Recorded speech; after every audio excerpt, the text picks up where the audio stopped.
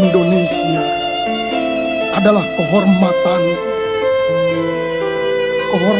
kami dan kehormatan seluruh bangsa Indonesia.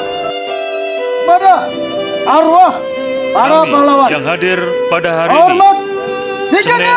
tanggal 17 Agustus 2026 pukul 00 WIB pada upacara untuk memperingati akan jasa-jasa para pahlawan, menyatakan hormat yang sebesar-besarnya atas keikhlasan dan kesucian pengorbanan saudara-saudara sebagai pahlawan dalam pengabdian terhadap perjuangan demi kebahagiaan negara dan bangsa.